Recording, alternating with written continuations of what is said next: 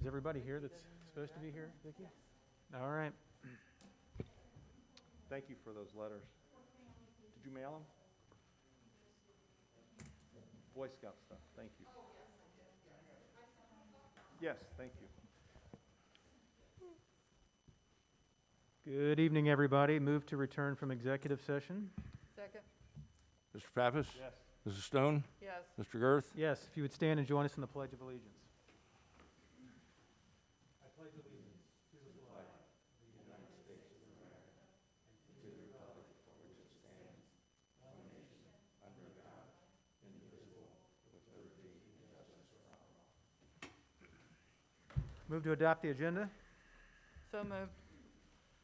Second. Mr. Pappas? Yes. Mrs. Stone? Yes. Mr. Girth? Yes, Community Development Block Grant Funding Request. That's up It first. is. So good evening. Every 3 years, we are requested to submit a one or more community development block grant applications. This year, we are proposing one application for the next 3-year cycle that will start fiscal year 21 through 23. These are funds that are allocated through Hamilton County Community Development. And normally, we would have 1 or 2 public hearings. This year, in light of COVID guidance, we are allowed to do this through a comment period. But with the timing of the comment period and the application deadline, we thought it would be helpful at least to give you all an overview tonight and have this on our YouTube page as well for folks that are watching. And then following tonight through November 30th, there'll be a public comment period. Our application is technically due on Monday, but we can submit those comments with this or make amendments if we'd wish prior to December 4th. So we have that opportunity at our December 3rd meeting. Again, this is the process. We receive these fundings each year from HUD. Our grant request each year, or our funding allocation, is typically $65,000 a year. And again, this is done on a 3-year cycle. These can only be used in certain criteria, as you see in the third bullet, and they're very limited funds or opportunities that we have. So this is the basic guidelines for those funds. It must benefit low, moderate income area, remove slum and blight, or it could be used for ADA or public facility improvements. These are some prior examples of projects that have been funded in our community through this source, including historic preservation of a couple of our structures, the Clark Stonehouse, the Heritage Center, improvements to the Senior Center, most recently the restrooms back in 2018, blight mitigation down in the YMCA Old Fort area off of Round Bottom Road, removal of structures, and most recently our funding request for the last 3 years was used in 2019 for sidewalk and handicap ramp improvements across the community. You see some before and after examples of some of those. Again, this helps to offset improvements that we otherwise would have to spend through township funds. In talking with staff, we feel that continuing that project and wrapping up our efforts to address handicap ramps in our community and also substandard sidewalk blocks is the most beneficial project that we have that affects the entire community, though it would be targeted in 2022 in those areas where we are planning curb work. As you recall, we have a biannual cycle. Curb work 1 year, paving the next year. So 2020 was a curb work year. 2022 will be our next curb work year. And we have a number of projects in talking with Eric Lugenbuehl that we're looking at, particularly in the Summit Estates area, but also a couple other neighborhoods where those ramps are in need of improvements and restoration. So our request that we're going to be submitting would be $210,000. We're estimating this total project to cost $300,000. Again, this would address, these are some of the photos from earlier this week, taken in Summit and then off of State Road and Nagle Road and others off of Lawyer Road that you see here. This will be posted. I'll show you the link right now on our website. It's posted right now. Public comment period will open tomorrow and it'll run through November the 30th at 4 p.m. Eastern Standard Time. Comments can be directed to me and then I'll submit those to the county along with our application. So if there's any questions, happy to answer those. If not, there is a motion in your packet for consideration to submit that application. And again, I'll show that link here momentarily. And we will be posting this to Facebook tomorrow so folks can find that information and comment if they wish. Okay, thank you, Steve. I move to authorize the Township Administrator to submit the ADA Handicap Ramp and Sidewalk Accessibility Project to the Hamilton County Community Development Department for Community Development Block Grant Funding for fiscal year 2022. Second. Mr. Pappas? Yes. Mr. Stone? Yes. Mr. Girth? Yes, thanks, Steve. Thank you, and on the screen, you'll see the fourth bullet down under news, the link for comments sought on block grant application will take you to this process. It'll take you to the presentation that I just went through. So Thank you. we'll be in touch. Thanks. Thank you. We set aside time every meeting for public forum, so if anyone would like to address this board, they may do so at this time.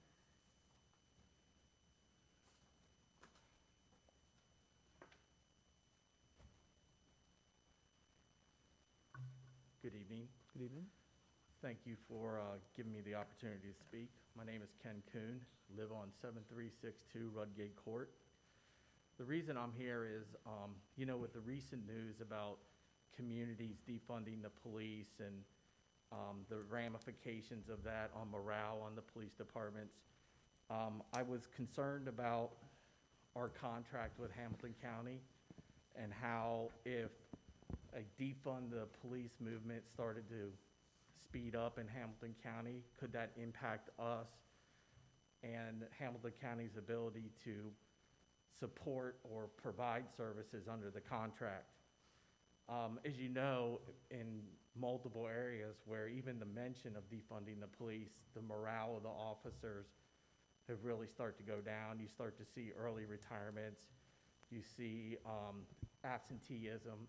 And so as I started to look into the Hamilton County Sheriff's budget, the Anderson Township, what we have in our budget for that, I started to try to figure out, okay, what does this all mean? And the Hamilton County Sheriff's budget for 2021 proposed is $88.5 million, which is about 30.4% of their 2021 budget.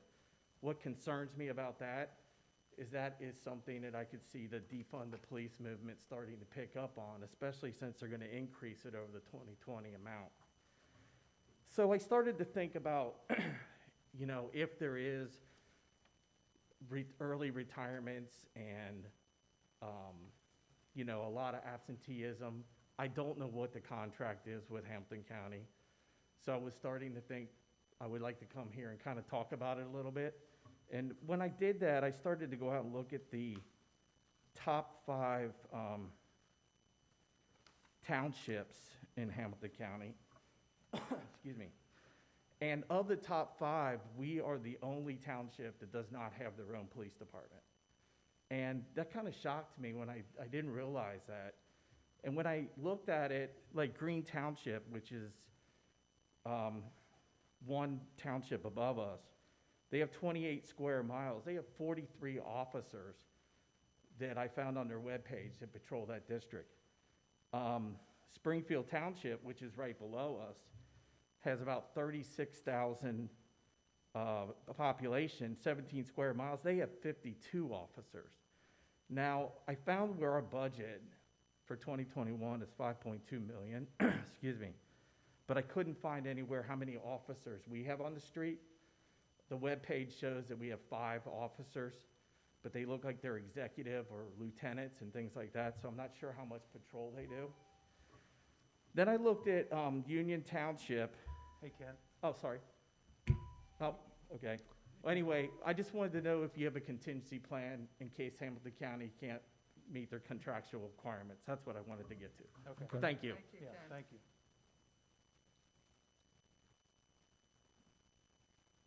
Anybody else?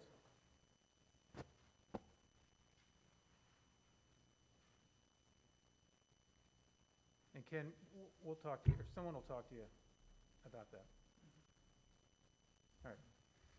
Seeing no one else, we'll move on. Fiscal officer report, or actually trustee comments, if you guys have any comments. You go ahead.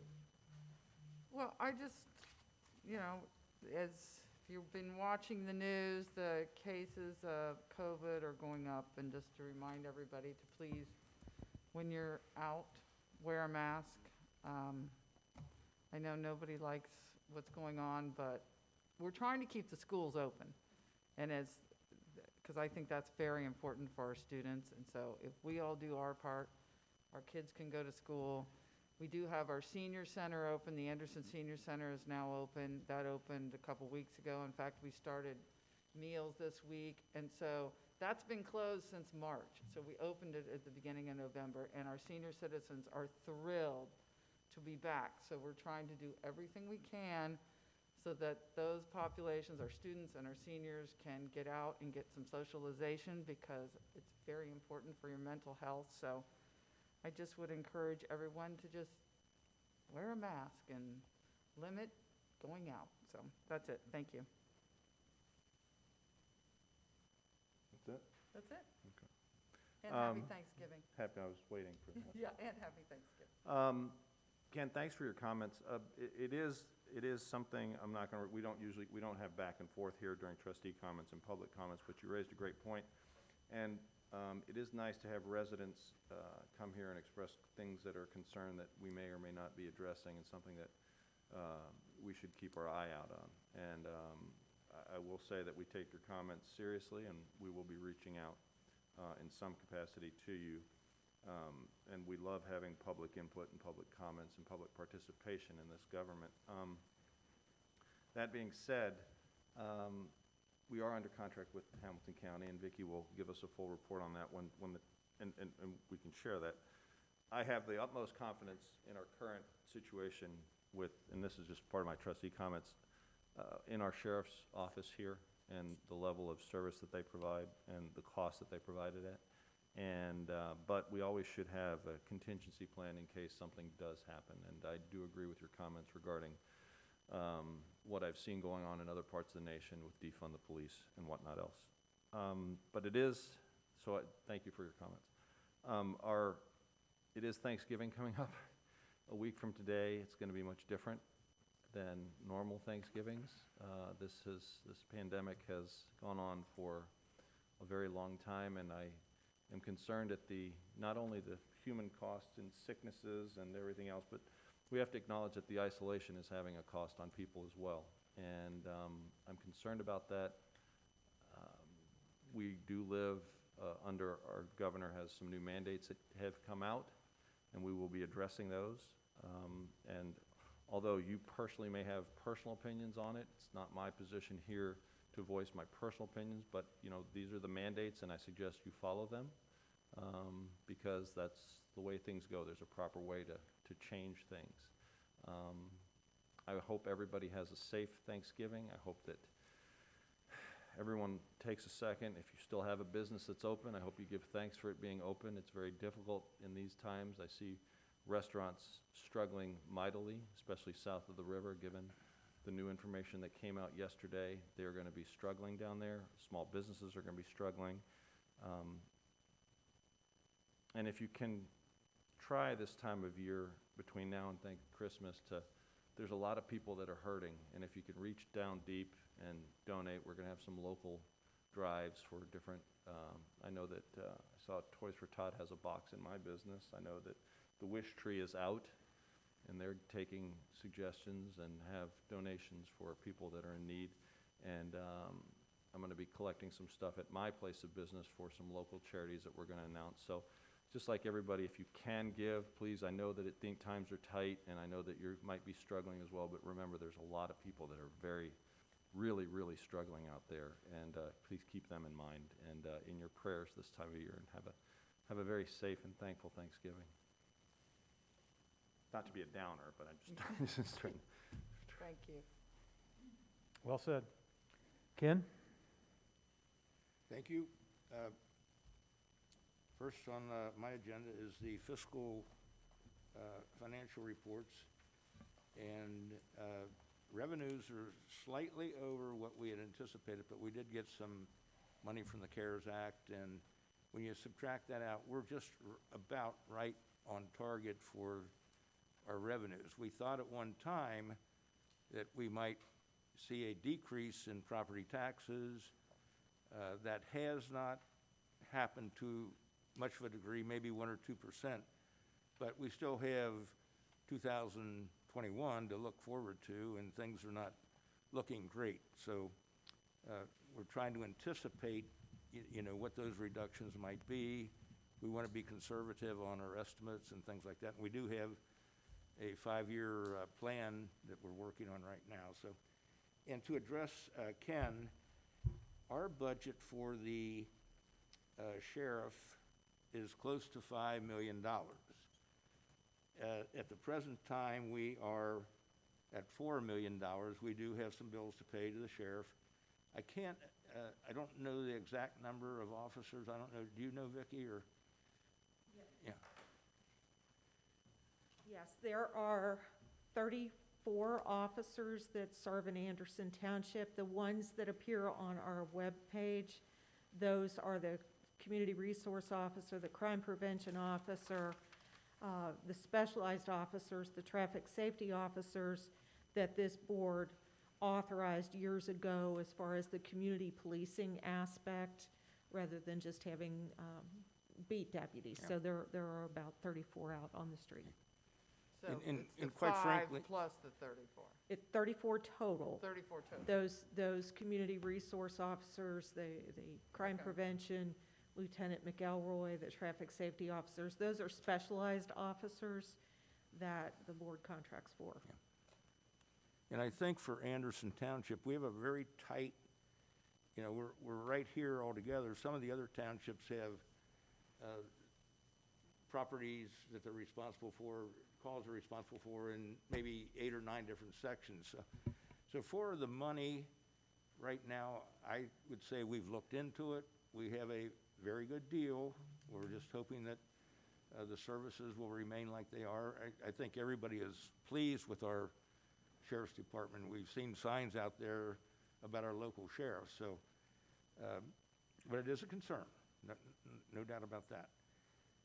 The other thing, we do have no appropriation changes. At our interim meeting on December the 3rd, we're going to have our Tax Incentive Review Committee, which goes over all our TIF monies, what we spend them on, what our revenues are, things like that. That will be at 1:30 on December the 3rd. And then following that, we will have our Records Commission meeting, which usually very short. So our regular interim meeting will start at about 2 o'clock that day. We also have some minutes to be approved. I move to approve the minutes of September 24th, 2020 and October 8th, 2020. Second. Mr. Pappas? Yeah. Mr. Stone? Yes. Mr. Girth? Yes. Thank you. Thanks, Ken. Margaret, anything from the law department? Thank God. Anything from planning and zoning? Now, as the board is aware, I instructed department heads who did not have anything to report today that they did not have to attend the meeting to prevent the spread of COVID any more than we have to. Thank you for explaining that. Thank you. So fire and rescue, skip that. And Vicki, you're back up, it looks like. Or Steve. I am back up. Good evening again. So the first item that we have on administration is for the appointment of our communications consultant. As the board is aware, we have had a relationship with Nancy Kane now for over 17 years. We do not have a communications employee. We do that by committee, and I think we do a remarkable job by committee with that, be it social media or printed media. Nancy is the support behind that, and there is a motion in your packet. As we know, we appoint her on an annual basis to continue that agreement for 2021. I also should note that despite everything that we've been through this year, she is less than 75% of what we allocated in the budget. So we've used her efficiently, and we hope to do that again next year with your support. So if there's any questions, happy to answer that. Thank you, Steve. I move to authorize the extension of the continuing consultant role of Nancy Kane as communication consultant at the rate of $63 per hour for a total not to exceed $40,000 in 2021. Second. Mr. Pappas? Yes. Mrs. Stone? Yes. Mr. Girth? Yes. Thank you.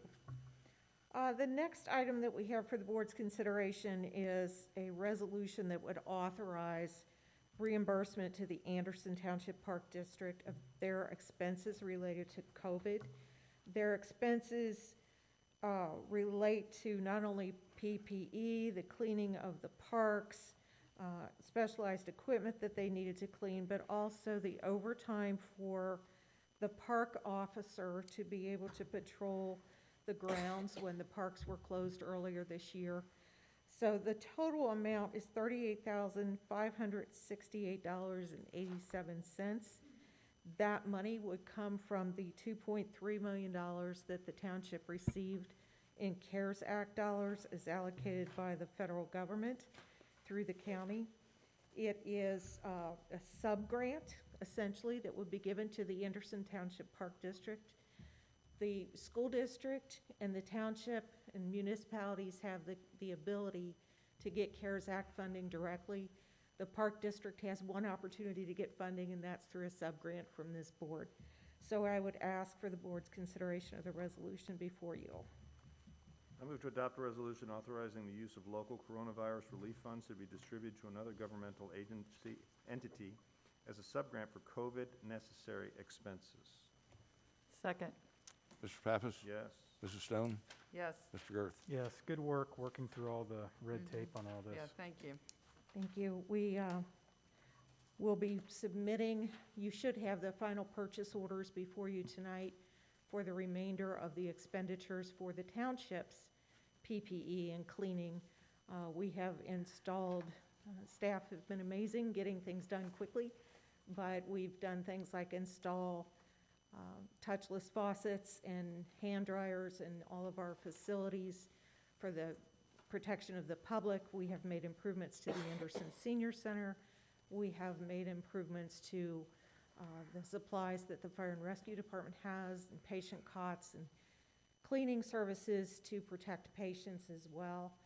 And additionally, the board at the last meeting adopted a resolution which would allow us to get reimbursement for our fire and rescue personnel that have been dedicated to COVID responses. So aside from that $38,000 that the board just authorized for the Park District, we will be utilizing the remainder of that $2.3 million for township expenses. I have repeatedly said to staff and to anyone that will listen, those are taxpayer dollars. They're just coming to us from our taxpayers and other taxpayers across the country, and they will be treated as such. We are doing our best to extend the public safety dollars so that we don't have to go back to our voters any sooner by the use of those funds. It's not a windfall bucket of gold that we got. It is to help reimburse us for expenses that we've had to take the burden off our taxpayers as much as we can. As far as COVID, the other things that I wanted to bring up today, Hamilton County Public Health issued an advisory earlier this afternoon. And in that advisory, they are noting the exponential growth of the number of COVID cases in Hamilton County and throughout the state. Governor DeWine spoke earlier today.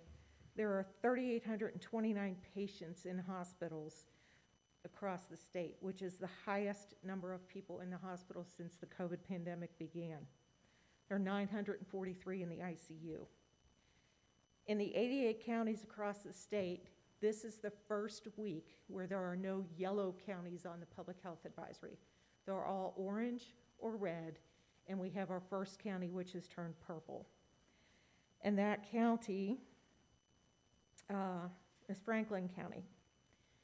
Hamilton County is a high incidence county. We're red. It is very concerning, not only from the illness and obviously the greatest impact to the individuals that are ill and their families, but it's an impact to all of us because we are faced with a situation where we have doctors, nurses, hospital beds that are running in short supply. One of the things that government is good at is mutual aid. When our firefighters are busy with a house fire, we can call on our neighbors to come and help us. Same with law enforcement. It's not the case when the entire state is suffering from high incidence of COVID. There was a story, a nurse in a rural area of the state mentioned they had a patient that came in that needed care, she had COVID, very severely ill. They did what they could to revive her. Then they had to call 14 hospitals to find somebody that could take her as a patient. We're facing that here in Hamilton County. The doctors, the nurses are being overwhelmed, and it will continue unless we all do our part to stop this disease and the spread of the disease. until a vaccine comes available. We have to be very, very cautious of what we do during the holidays. The Public Health Department asks that we stay at home to the greatest extent possible, only leave home for work, school, or essential needs. Observe the statewide curfew that Mr. Pappas mentioned, which is from 10 p.m. to 5 a.m. Hamilton County Sheriff's officers will be enforcing that curfew. They ask that we limit exposure in our home. We're noting that with the school district is doing an outstanding job of protecting the students. What's happening is after school, the parties, the kids getting together, families getting together, and that's where we're experiencing some spread. So it's incumbent upon all of us to try to reduce that. The county asks that everyone wear a mask, maintain 6 feet distance, wash their hands frequently, and stay at home when they're ill. Township facilities, people must wear a mask or they will be asked to leave. We are also limiting gatherings to 10 or fewer. We have reinstituted the ban on gatherings here at Anderson Center, rentals at our Heritage Center. We had a number of people that wanted to book holiday parties for 16 to 60 people, and we have since declined those due to the COVID pandemic. The county asks that if people have symptoms, that they stay home, and you've probably all heard that symptoms, and this is all available on the county's website. There's also restrictions as far as whether or not you have to isolate when you begin to see symptoms, or if you've been in contact with somebody who's been diagnosed with COVID. And that's all outlined on the county's website and on the state's website.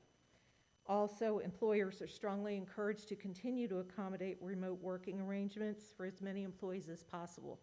That is something that I'm very proud that our staff has done since March. We have split up departments so that only 1 or 2 representatives from each department are working in this facility. The rest of us are working from home. We split shifts, but we haven't missed a beat as far as serving our residents. We've done what we can to protect our staff and their families, and we asked a lot of staff to continue to do that. Governor DeWine also mentioned today that since the masking requirement went into place as far as the retail establishments, the recent requirement, that compliance officers are seeing 90% compliance. So they're very happy with that. They do believe it will make a huge difference moving forward. The other thing I'll leave you with, I thought was very, very kind of heart-wrenching. One physician was talking about how the nurses have to prone patients that are on ventilators. Essentially, 4 times in a 24-hour period, 4 nurses and 1 respiratory technician have to go into the room of the patients that are on ventilators and turn them over, to move them, to make sure that their lungs are still functioning, to move the fluid around in their lungs, to keep them from getting worse. And the way he described it was, you've got 4 nurses and a respiratory technician that have to go in, put on their PPE, move this patient, come back out, take that PPE off, put on new PPE, go to see another patient. They're overwhelmed, they're exhausted. It's an emotional toll on them as well. And I just hope that, I know all of us are in a position where we feel like things like going to the zoo or going to Kings Island or spending time with our families has been taken away. But it's a small price to pay if we can get this COVID under control and save more people, because if somebody's sick, it's not just affecting them, it's affecting all of us. So I will get off my soapbox now, but I appreciate everybody doing their best to be compliant, to be thankful for what we do have and the freedoms that we do have, and be thankful that a vaccine is on the horizon and hopefully we'll all be better soon. We can get back to normal next year. So with that, the next item we have is the Coalition of Large Ohio Urban Townships membership renewal for 2021. As the board is aware, this is a coalition of the largest townships in the state of Ohio. They work together to seek legislation which will benefit large townships, but also not be to the detriment of smaller townships, so it's usually permissive legislation. One of the things that Cloud is advocating for right now is a bill that's before the Senate. The House voted on it. It would extend the ability for boards such as this to meet virtually into next year. Currently, the legislation that is in place that allows us to meet virtually expires on December 1st. So meetings of this board would have to be in person unless this bill gets passed. Clout is working to get that passed. We hope it was voted on today and that the governor will sign it. And that way the board can decide whether or not you want to go back to virtual meetings in December moving forward. So that's just one item that Clout works on. There are many others. There's a letter from Clout and a membership renewal resolution before you for your consideration.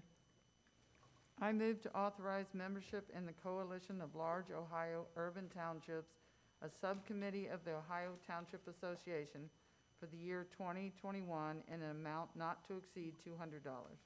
Second. Mr. Pappas? Yes. Mrs. Stone? Yes. Mr. Girth? Yes. Thank you.